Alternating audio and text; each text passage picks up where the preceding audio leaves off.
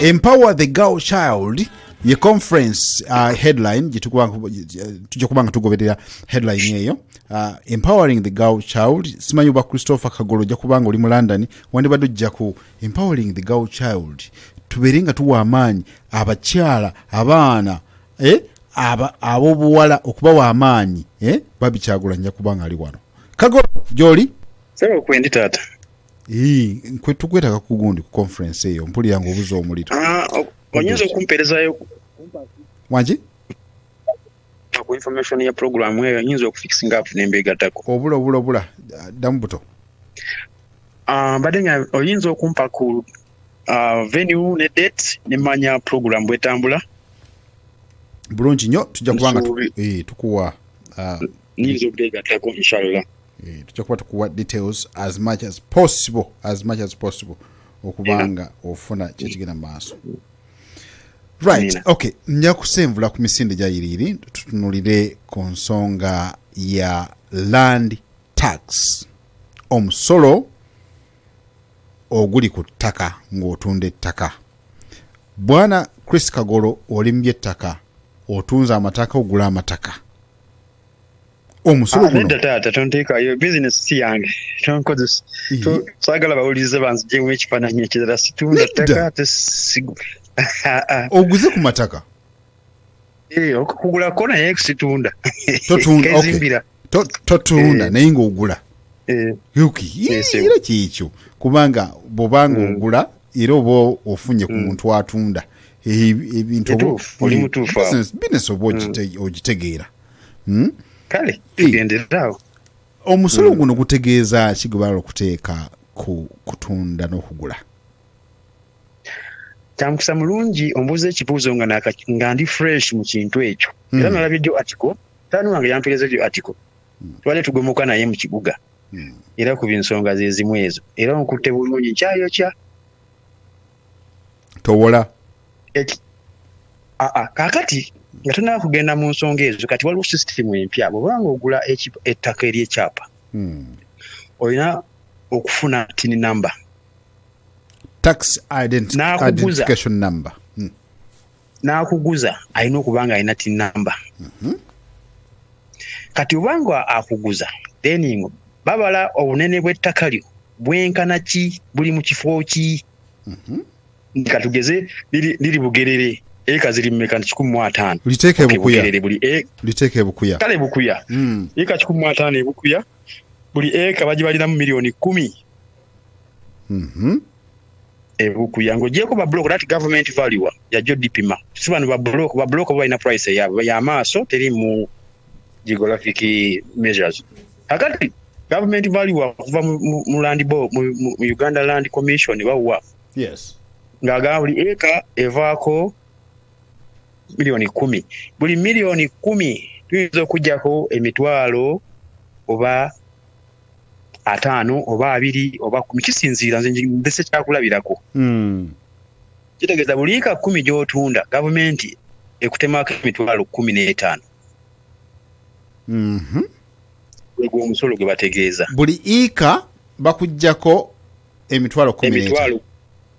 Examples nkuwadde naye nga nkugambye bugambi that's not the fixed sagala abantu ba misquoting banteeke what's the percentage real kati kisinziira kati nze omuntu akola mu bintu binaliko akola mu land mu Buganda si munene ya Buganda Land Board era ineriko ekyapa kyaba mile that's for example Uganda Land Board for example ekola ku bintu by'ettaka lya Uganda.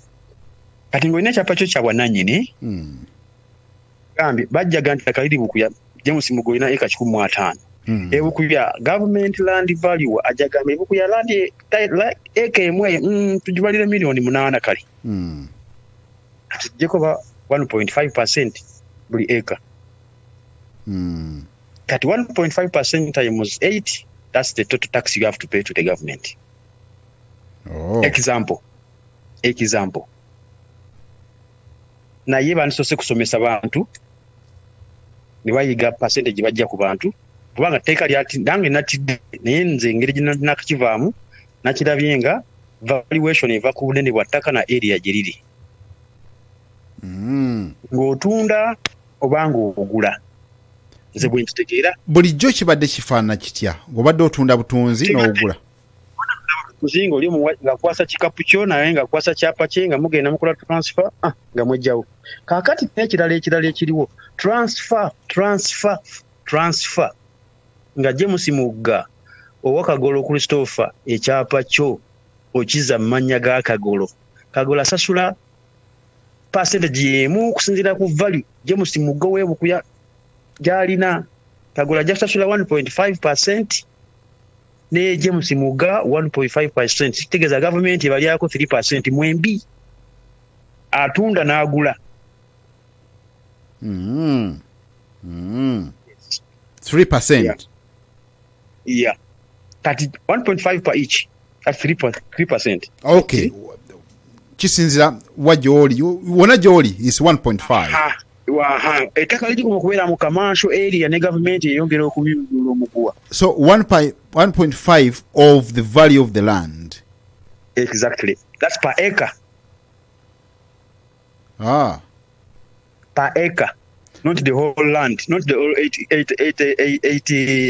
hectares. No, per hectares, per hectare. What's your take? What's your take on this?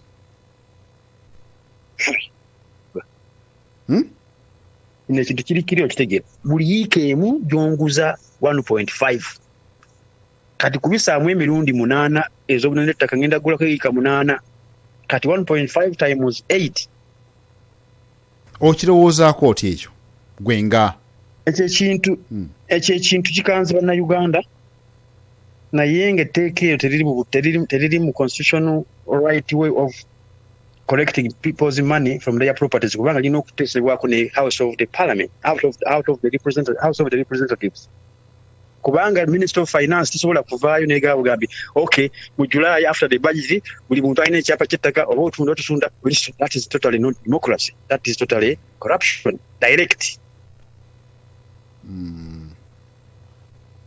Just abantu bannansi obatusiza ku kisenge ate ettaka okimanyi livaako ettaka lizaala akabalo olimanyi kati kino ekintu kibataddewo kirina okuyita mu nyumba yennene y'eggwanga abateesi b'eggwanga kati awo ogenda okulabira abateesi abalamu n'abafu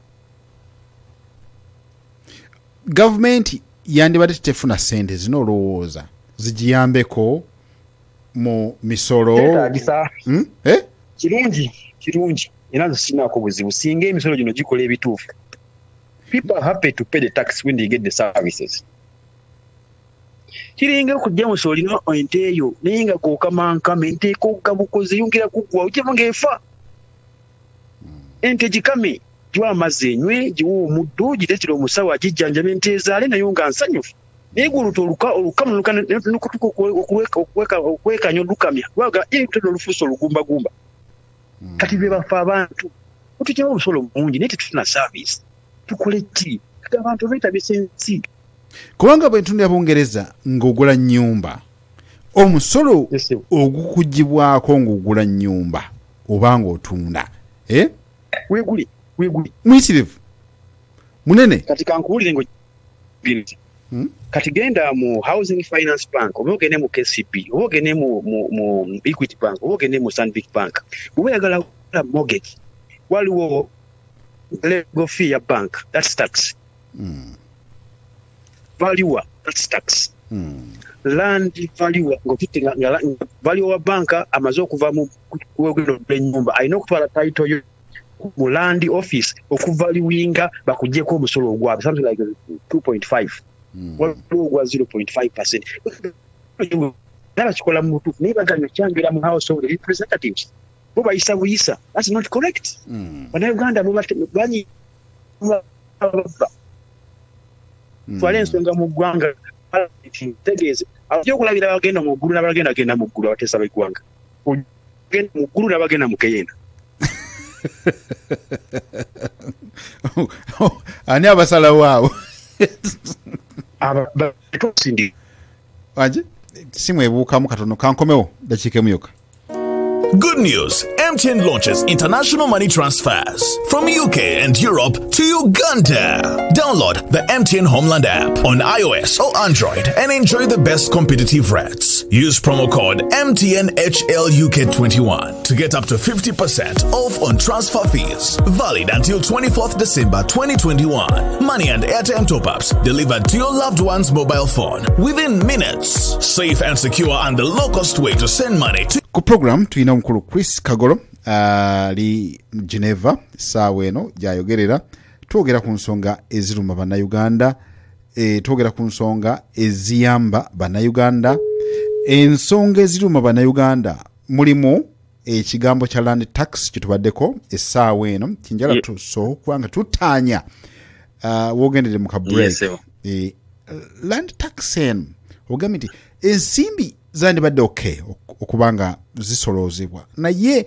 bye zikola tetunaa kubiraba ye problem teziraga okuvayo ziva teziraga bakoze eki kati bana mukakankuwa ekyokulabirako ekisooka ku Entebbe Express Highway oluguudo olwo lwa bbeeyi mu nsi yonna naye bannayuganda bawolawo okulutegeera ate nga mulimu baloomakers ate abaali batasomesa bannayuganda kukozesa luguudo olwo nze waliwo gwesajjukira linnya naye ng'agamba luguudo mulina kuvugirako bwereere that's impossible tuli tusasula enguudo ezo nze kati nkubulire mwami mugga ne bannange abampuliriza nze lodi tolo zempitako nga nkoze jjana emu n'okudda nsasula emitwalo 3 wano jjane 2 and fro tatu kuyita ku motorway n'ogula sitika ya mitwalo 3 eja siringi ngezeza mwenzi kupantinga wenzi kyamuliva naye kati bannayuganda baaki basobola kitegeera nti oluguudo olwo lwetaaga maintenance luguudo olulungi ze kuwadde kyakulabirako kati bannayuganda bye baalaba era naluyitako laba nali musanyufu etteeka ddungi abannayuganda kati oluguudo balukozesa kiire ze nalinnyako emmotoka okuva Entebbe okutuuka ku Uganda Rail awo natuuka mu budde ne lwaki neetegula okuyita enajja nankumbi mu ddakiika ntono nnyo ng'omwana antusiza ku leero naye nga taxi nayagala ntambulireko mu public transport ndabe how people suffer okay taxi yali akaseeremu ng'okuva Entebbe okutuuka ku Uganda Rail 15 kati zino ez'ebikuba ezirondalonda oba ziri ku 35 naye ng'olwawo otuuka ne program yogenda okukola ewedde so kyembadde njagala bannayuganda bamanyi singa gavumenti ejja ku ttaka lyo sente zigenda kukolera ki kati nga tulabye nti ettaka eririko oluguudo lw'Entebbe lifunyeeko omusolo naye gwe omusolo gusasula bbanja ebbanja tujja ddwangula tulimaleyo tufune ne project endala y'oluguudo olunene olulungi ati lufuula eggwanga lyaffe ekitiibwa so bannayuganda basabe okuyigirizibwa omusolo gukola ki twaga tuleke omusolo gwe tukola so bano banaffe abatusasiza mu parliament njagala ku luno sisuubira nti wali ayagala okusubwa eggulu bagiye ag'omu buto bonna eri abalina eggulu lyabwe ery'oku nsi oba buli eggulu erya after bajja kusigala ku nsi abanayagala kulyesuubize banaagenda musuubize naye ku kigambo ky'ettaka teri kuzza mukono ekyo nkugambye ettaka linafuna ndimanyi obulungi bwe nalifuna ne banzibako ndimanyi omuntu azanyira ku ttaka aba atutte famire yonna ezira kumwa sikunga bantu kukola fujjo naye bannange buli muntu amanyi kyayagala ku nsi kakati banga otunulidde ensonga ya ettaka lino omusajja ali ebukuya atunda ka politike omunyonyola otya onaku olwaleero nti bayongeddeko sente on top ate omuntu omusolooza omutongole yalina okutwala how are they going to manage this how are they management yakyo kati kiringana bwe nakubuuza mugga nti nze musajja ntobye Bulaaya emirimu jambula e Uganda nzize e Bulaaya nsula muzira akasente kange kakoze gavumenti yansomesa negulidde akataka kange mu ntuyo zange munzijjako muti omusolo why temwanyamba mwagala kunsijamu bujja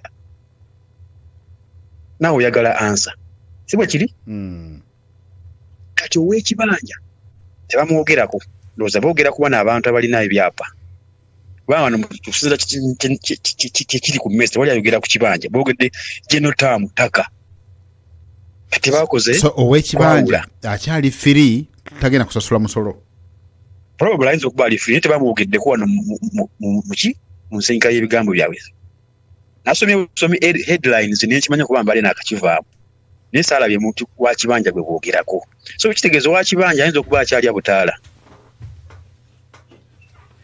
problem jenina ne bana abali ku Buganda Land Board lya kabaka ndowooza nabo balina musolo gwabwe nabo balina ogwabwe. Problem jenina ba minister bombi n'abakooba ne Mayanja bombi baganya okujja ku programu yange lwe nalanga Mayanja okujja ku programu eno yakkiriza ate n'agaana last minute nga nkube simu takwata.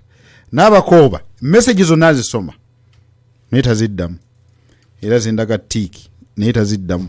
Kakati awo nina obuzibu oba okunyonyola eri abantu abange kyekigenda maaso ku ttaka lino ettaka lifuuse ettaka. Ensonga gy'oleese enkulu kuba bannadiaspora bonna abasinga nsubira balina ettaka e Uganda abasinga balina. Absolutely.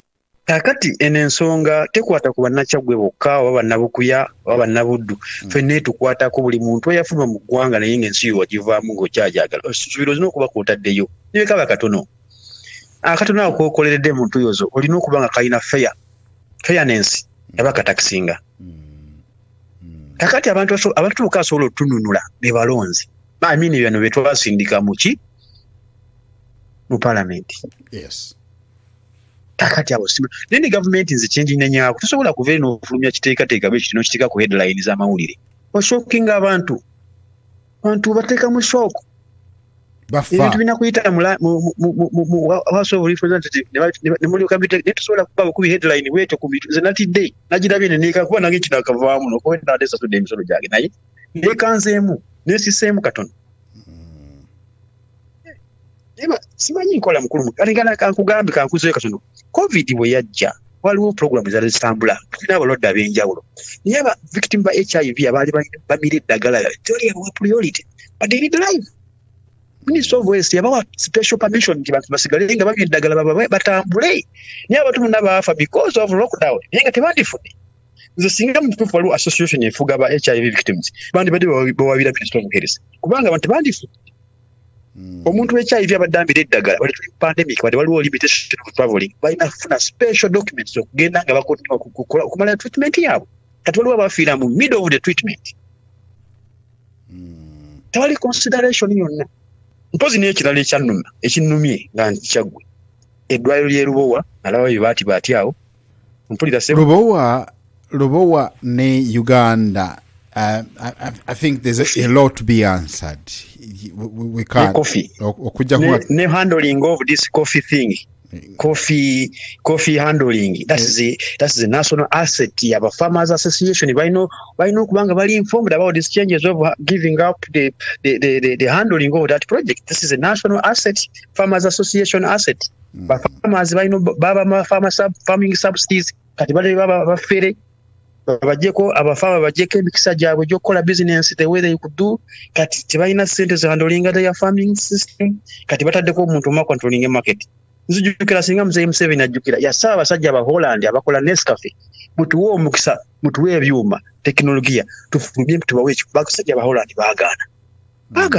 baagana tujja kula coffee beans okukati tugenda bawa technology tujja kwekolera ekyafu tujja zisiika tubakolere Nescafe. Kati bino byonna byekalaga nti muteese ne ba associations mukole handling of these national assets over products. Oloza, what's the way forward on coffee? What's going to be acceptable? It has to go back to the House of Representatives. Tewali kitu kigenda kuyita cabinet ministers kifulume no. They have to go back to the House of Representatives to saane tulaba abazirabye eggwanga eryo betwagala okulaba nti balamu. Zino case bill. So kino kibayisa tujja kukola. Land reforms, coffee product system, twagala to be House of approved by the House of Representatives. That is correct. Bali banansi tibajja kutoma. Nengo sola kutula na cabinet yone muteseza abantu nga muli mukamuli. That's impossible. Waliwo abayinza okuyisa ebbaasa. Abantu baba babuusa nange embuusabuusa. Bagenda kati minisita bamuwadde ebbaasa ayise ekintu ki. Naye bano mu parliament muli bangi. Buwanika emikono ne bagolola. Naye kati mukikola ndi mutudde nga cabinet ne muyisa ebintu ebinyigiriza bannansi mubateeka anti ne parliament ogiraba nti abasingamu ba NRM bwanga kivudde mu kokasi ekole kakiyite at least bana kagwansonyi bela kagwensonyi kankiyiseeko eyo kale kankine akabina kine embwa akabina ne balonde kiyitewo naye gwe kina kumbwa nti olina akabina nti gami nkalina naye gwe nembwe ekulemye okukina kugamba nti abantu bategeka ebiteekateeka ebituddemu mukazikiza omukazi tufuna obuzibu okulonda singa tufuna obuzibu naye kati babeerawo okulonda ate ng'abantu bajjukira biri ne batakuza mu buyinza ng'ogaba abantu baŋŋaanye naye nga balina bakulindidde. Prime Minister yasinza ku programu eno n'atugamba nti abeebukuya mwalonda bubi kyekyo lwaki temwina luguudo wali ku programu eyo ndowooza caucus yesalawo ebitambuza eggwanga caucus when will this one stop?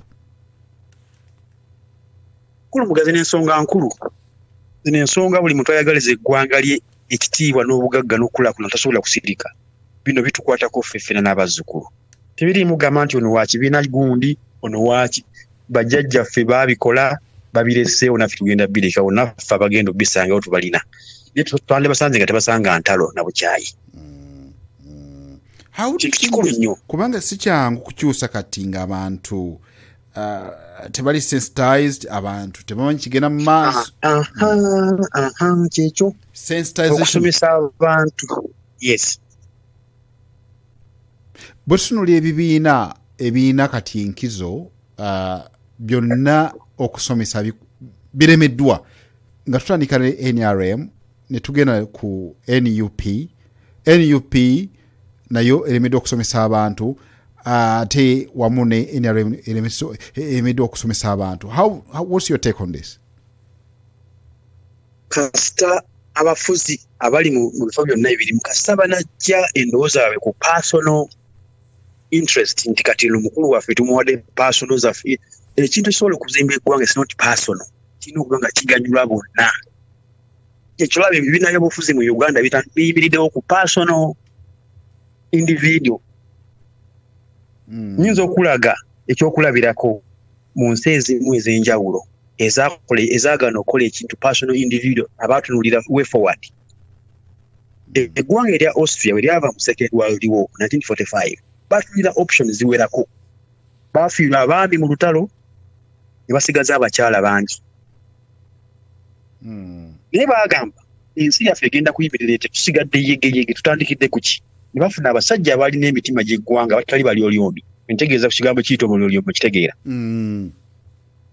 bagamba tulowooleze ku baana baffe ekintu kisooka kusitoma babeere informed ne baterawo education system ekyokubiri omuntu yenna alina okufuna emmere teri muntu alina kusula njala ne bayiya engeri gy'okufuna emmere kankubulire Irish potatoes zava mu Ireland bano baati mu Oslo tebalya bumonde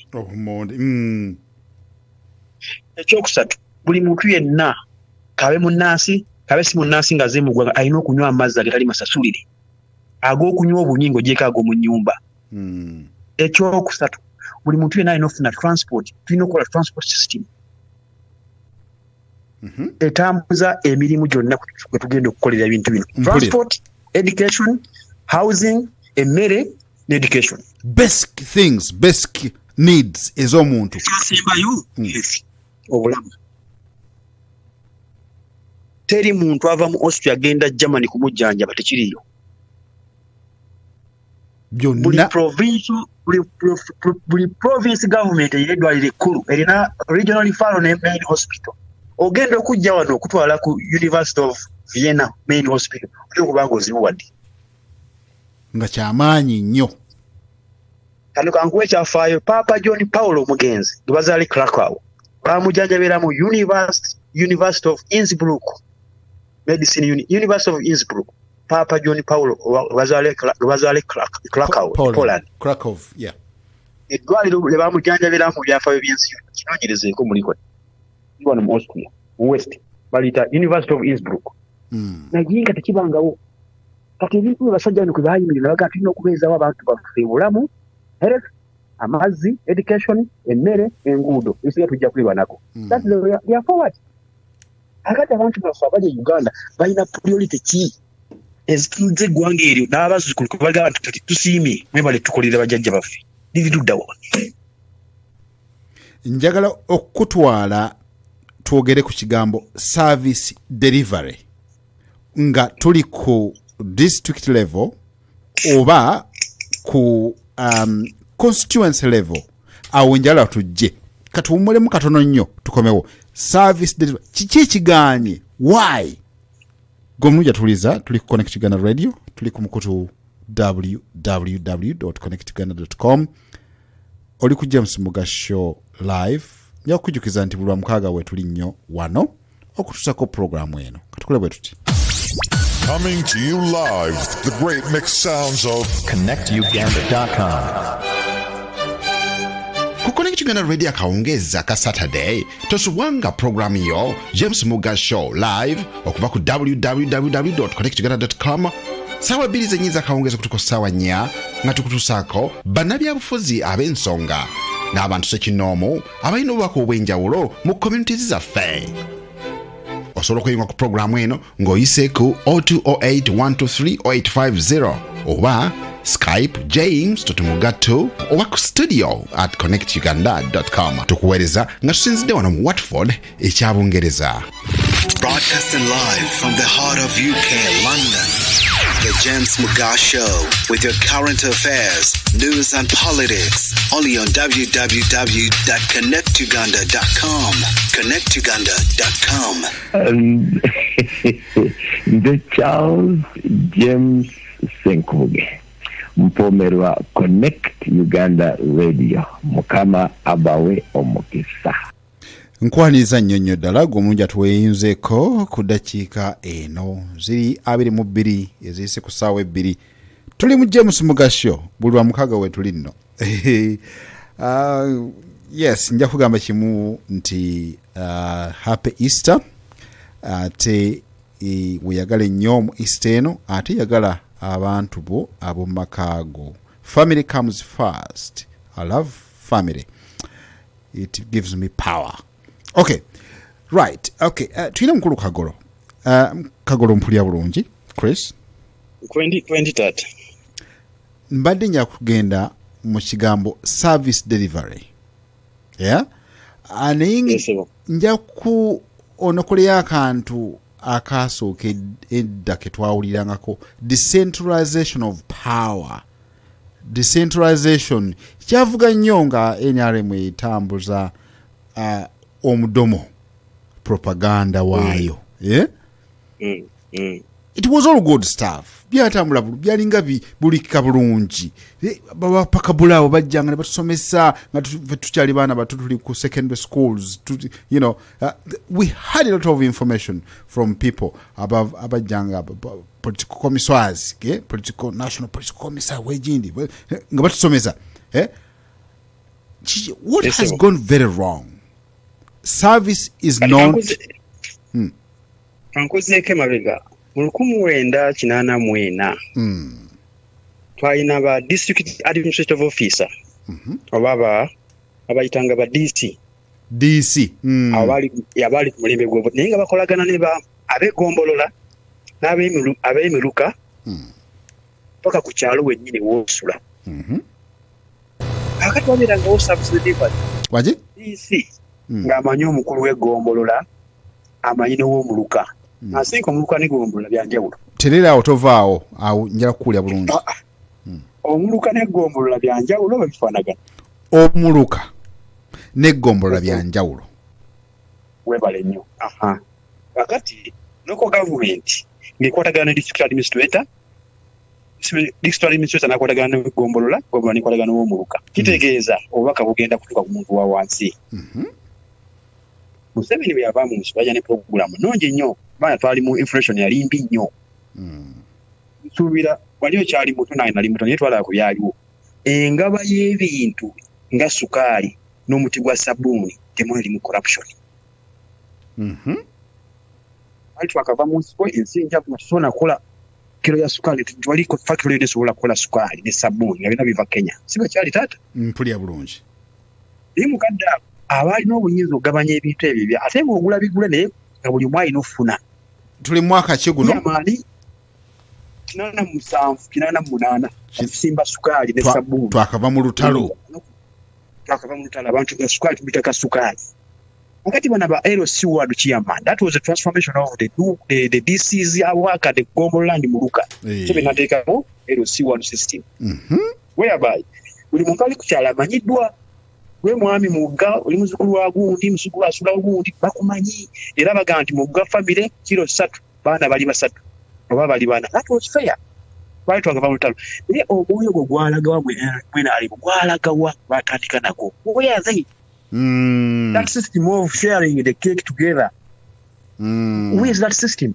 Kitegeeza omululu ogusose omululu banayo okweyagaliza kintu kibi nnyo naye mu Bible kikolimibwa omulugube gwe n'oli obulungi n'omanya nti olidde naye bagate mwana mulirwanaawo n'omanya nti munaku sikiwa nti nyinza okuwomera emmere nga mulirwanaawo nga asula njala ne muyisa ku kapyata no basiri safe kino kiri kukwagala nsi yo ne mirwanaawo kino kikyakwagala naffe namuno singa tetwalina kwagala singa twafa sirimu yajjira mukulu mugamu nansonyiwa baze mabega singa Abannayuganda balina mukwano sirimu yajja kutwera naye gw'ofudde n'omukyala afudde baana bagenda okuma abaana bo singa tewali kwagalana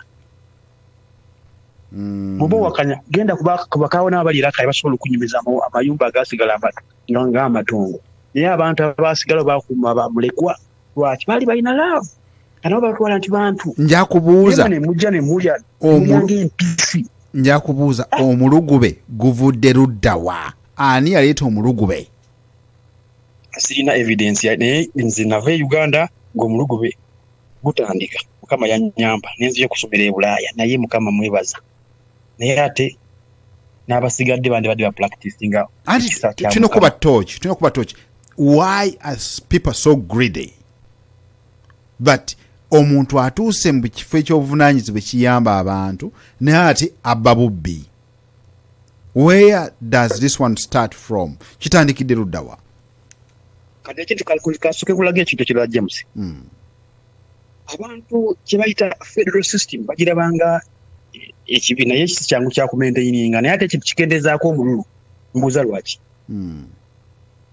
Singa nkuwadde example sigamba nti promoting federal system naye nkulaga ebirungi ebigirimu ebisobola okukendeza ku mululu n'okulakulanya ensi yaffe.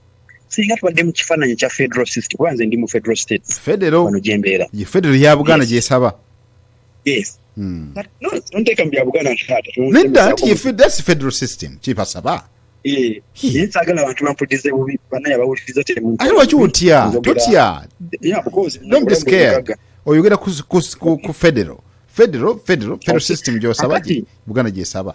Omwana teya singa omuntu w'e Masaka omulekera awe Masaka abaana abasomedde e Masaka abasala lwera ne basomera ne baddayo ne bakugombolola ku Town Council ebeefuga ne bakola ekibuga kyabwe balina kweraliikiriza kati bali muntu ajja mu ssente buli obanga okola kikyo kinga wanga weezimbira n'oli akuzimbira temukkaanya okitegeera obanga weezimbira ennyumba n'oli akuzimbira waliwo enjawulo si bwe kiri kakati singa twalina enkola kuba wano bwembeera nze kyenkuwa ekifaananyi kyenkuwa kyenjagala nkwolekeze nkubaye lwaki wano tewali wano buli mwana ava mu kyalo kye kite kanso emumanyi ayina identity card ya kyalo kye n'ebbaluwa bamumanyi ne wasomera bamanyiwo babeerawo ng'amaze okusoma priority z'emirimu zisookera ku mwana ow'ekyalo ekyo bw'aba agenda kufuuka meeya era baga mwana waffe ye meeya omwana waffe meeya tasobola kukola luguudo nga lulimu ebintu n'aluleka kuba natalumaliriza kaabe kansala era naye ajja kukola akolera kitu ekikunyirira n'ow'embalala ajja gamba embalala waffe tagenda kuwalizibwa kujja Kampala ate kubba atwale embalala abba mu mbalala ng'azimba mbalala ku nsonga eziganye nti buli muntu ajja mu sisitimu ow'ekalamujja naza kalamujja ow'ekisolo naye azza ttolo ow'ekisolo azza kisolo mu Buganda awo biraba ebiriwo tukaanyira ngoma kakati nolaba nti ensi erimu omululu nga guva mu bitundu ebyenjawulo naye singa twatematema ensi ne tugiwa obuyinza buli province buli bwabakabaali kisolo balala beekolerere kati ffe tubayambeko buyambi ku musolo guno gunamba gw'ettaka guli gw'otwala guli guli gw'ojjako guli atunda n'agula kati awo ga tuli bubyene ku district headquarters ekabaali tuweerezeyo ku buyambi nti oluguudo lwaffe lutulemeredde tulinangu ekiti kati bayite okuliikiriza endukusa naye kulanga njimu neereteeteko enkota y'ettooke ennene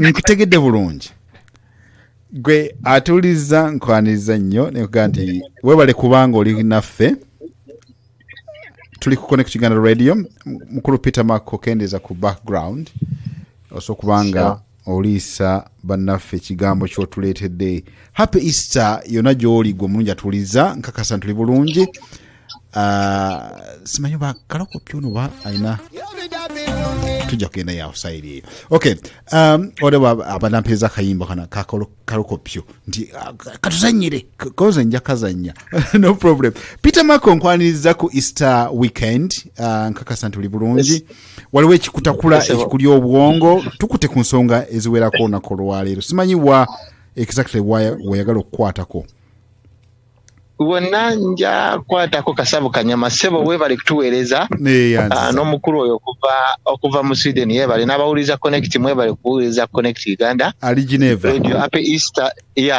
ali Geneva happy Easter to everyone mwebale kuwuliza Connect kubanga radio y'abantu era radio yaffe issues zibadde nyingi first of all bwana muga Peter Marco wano kubidde okuva mu Birmingham from diaspora reach the gentleman has been discussing a lot of issues anyway. Naye I'll just have a few words anyway. Nina na kenawandise kenjagala okutanyako. Omukulu ayogedde ku nsonga y'ettaka. N'ayogera ku nsonga y'omusolo. Omusolo si mubi in any way because tax is the only income that any state or any government does have. You know, your income is the only source of money that they can have. And taxes, they are universal. Everywhere, every corner of the world, they have to, tax levies will be there. The government has to collect taxes, and those taxes have to help the government to run the state and to run their affairs. You can see now, even now, now they have taken over Afghanistan. They have introduced different tax system and different taxes that people in Afghanistan have to pay. So taxes are not bad; they are good and they are universal. And it's the only way, as in economics, they tell us that every state creates a slave, and a slave is that a taxpayer. So for all individuals, we are just a slave to any state. Absolutely. Because we work to pay those taxes. But the issue here, what we have to look at is what kind of taxes are those? How are they applicable? How are they being collected? And if those taxes are being collected, are they being used for what they are meant to be doing, or to be used to? What they're collected tax, for. Yeah. Omusolo gw'abantu we gukungaanyizibwa gukolebwa ngero mukulu bayakyogeddeko gukolebwa okukola ekintu ekyo ekyetaagisa okukolebwa kubanga the moment because the moment citizens pay taxes and they see the productivity of those out of those taxes, they will not rebel, they will pay all the taxes. But the issue here is, does the state use the taxes collected in the right way? I'll give you an example, Mr. Muga. Here, when the NHS was struggling and was in debt, because the British people know the use of the National Health Services, the NHS, they even proposed that we can pay the NHS tax. Kubanga NHS services, they abantu baziraba, they are there. You see? And we are going to pay the taxes. So, see, people are seeing the productivity of paying taxes. The issue here, omukulu yakyogeddeko, and I even raised it with the Right Honorable Prime Minister, however much I'm in NRM, and I was asking her to see that taxes are being used in the right way, and they can only be used in the right way by reducing waste in the government. Because of waste in the government, money is needed.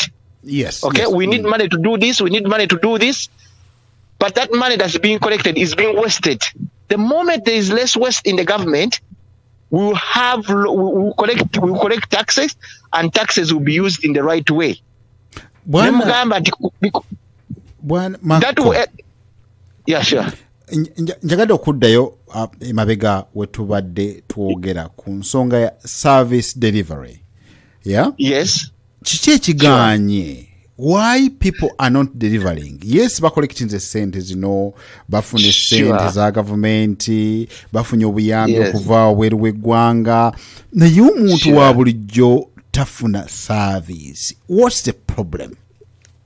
Of course, the problem is there. You know, the other thing is most of the time that abantu individuals, we all blame the head of state as the president.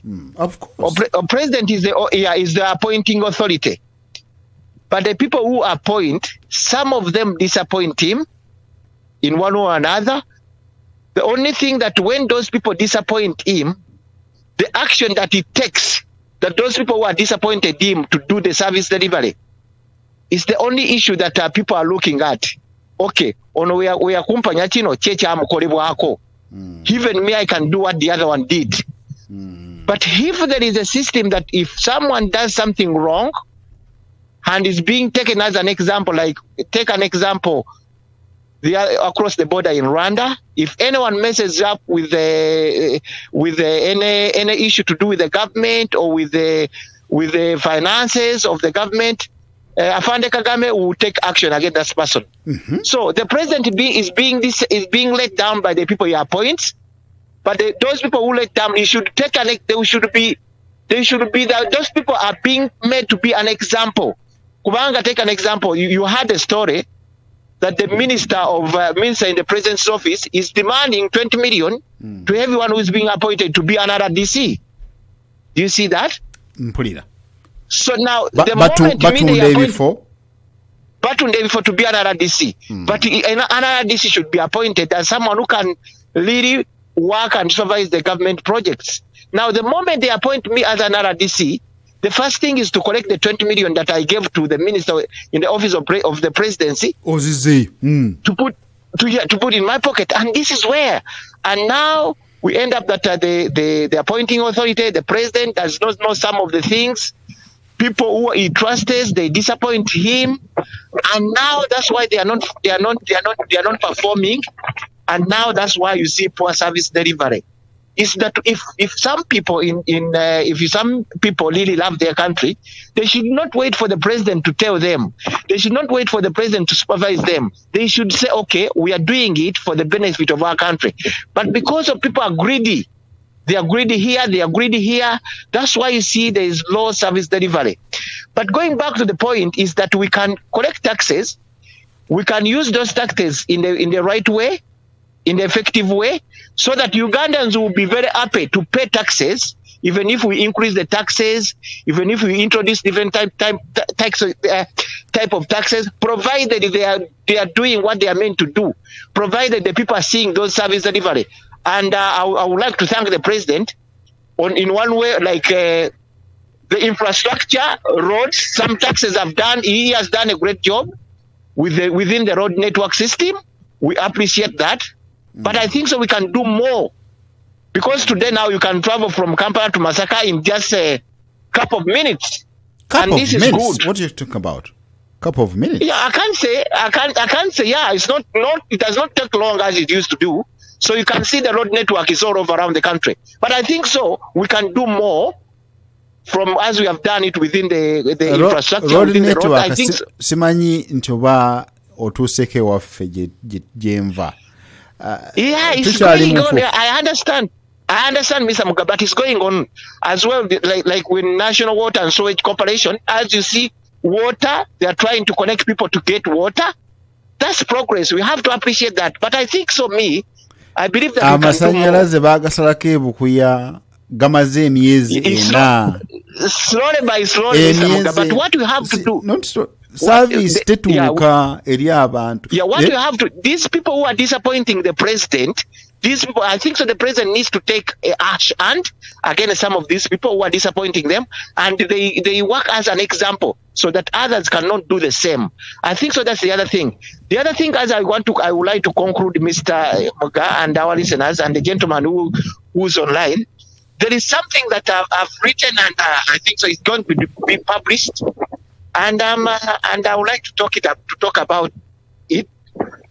nga issue kyembadde njagala kenawandiisa akantu nga kagamba nga njagala bannayuganda mbagamba abawuliriza Connect Uganda n'aba n'akasoma kajja kubeera mu mawulire nga mbagamba nti njagala bannayuganda bave mu kye tuyita Congolese syndrome. Congolese syndrome bannayuganda Congolese syndrome. Bannayuganda bayingidde Congolese syndrome. Kanyonyola ako. Abakongo balina syndrome eyo gye babedde nayo okuva mu butu okuva for more than 35 years. Syndrome eyo to work hard, save money and spend money on what we call implicit costs, on waste, on clothes, on shoes. Yes. Sorry? Kademu spending, get money. They work hard. They collect money in their small businesses they do or in their small jobs, and they spend that money in implicit costs. Okay? Mu bintu ebitalina productivity. Mu bintu ebitaleeta magoba. Abakongo mubamanyi okwambala amasape bagayita amasape engatte ez'ebbeeyi, amasaati ag'ebbeeyi. Okay? Nga naye wasula, nga naye business esente ezo zakoleredde dedde n'azikolerera oba mwezi n'akumala mwezi mubalaba abakongo mubamanyi. You know what I'm talking about. You know how some Congolese behave. Anti mbadde nkirowoozi nze kubanga omanyi problem mukulu Mako oluusi ogenda n'oteeka Olungereza lungi nnyo ate information neebula. Okay. Sure. Kakati kanzire yawo akaunti kanabaga eyo syndrome eyo y'abakongo okuspendinga sente entono ezebeekoleredde mu ku bintu ebitazimba. Bannayuganda ze batandise. Bannayuganda bagitandise batya? Bagitandise ku mbaga ze bakola, bagitandise ku kwanjula kwe bakola, bagitandise ku zi baby shower ze bakola, bagitandise ku zi party ze bakola, bagitandise ku zi weekend ez'okwenjoyinga weekend. Gavumenti ab'ebyamadiini ab'ebiwanga by'ennono bateeka okuvaayo bagamba abantu baffe wobeera olina working capital nga ya million 12 tewali kikwanjuza n'ospendinga million 2 n'omala n'ojja okola embaga ya million 5 kitegeere nti nno okukola embaga obeera ogasseeko responsibility endala kati responsibility endala ogigasseeko ate nga bizinensi ogiridusinze capital gijjeemu mu okukola ekintu kiri ekitali mu bigambo ebitonotono ogamba abantu nti they are living outside they are living outside their means okukoppa mulekera however much you can afford nobeera James Bugayi that you can afford esente zowandi spending okukola embaga esanyusa abantu abangi ennyo osobola oziteekeramu investment abaana oba insurance. Kati ngezaako gamba na Uganda nti mukole embaga naye ng'embaga esente zemukolemu embaga musooke mwetunuulire tewali kibakolesa competition n'owulira embaga ya bukadde bwe buti embaga esente mukole embaga sente entonotono mukole okwanjula sente entonotono mukole bebisa sente entonotono mu investing esente zammwe mu insurance mu investing esente zammwe mu properties abaana bamugenda okuzaala abagenda okubeerawo naye bannayuganda basusse ekiri ku gondi embaga ya gondi yabazeewo sente bwe ziti eno weekend tugenda kwenjoyinga bwe ziti abakongo be babaddemu naye tebibazimbye myaka ku mwaka babibaddemu every single day second emu mkulupita akantu kabadde kalungi nnyo ako nakoogerakoko abantu spending ennyo ate ne betukoze week emu nga twawukuye wejjusa walya n'amabanja webale nnyo Peter. That is a very good comment. Is a very good point. Thank you so much, Peter. Peter konye ku bingi ekyo ekisembiye eky'abantu abakoppa amasape Nigerian style okwanjula biti ebitwala fugende ebyo embadde mwebazaako. Right. Nga tugenda mukuumulamu katono nnyo kubanga tuli mu Uganda lya weekend saagala kubatula ku speed ya bulijjo nga tukomawo okwogerako ne Peter nate Peter sigalako so okwogerako ne mukulu Kagolo mu background naye nja kujukiza gwe atuuliza nti ennaku z'omwezi 14 omwezi oguddako kyokubanga tuli n'omukyala wa mukulu Kyagulanyi first lady agenda kubanga ajja ne Spice Diana So bwabanga je ne Spice Diana twina enteekateeka ya empower the girl child gye tukusaba gwe omukyala ogiyungemukko obere naffe otambule naffe owulire kale no weeteeketeeke okulaba nti otambula naffe owulidde naku z'omwezi 14 omwezi ogujja katukomewo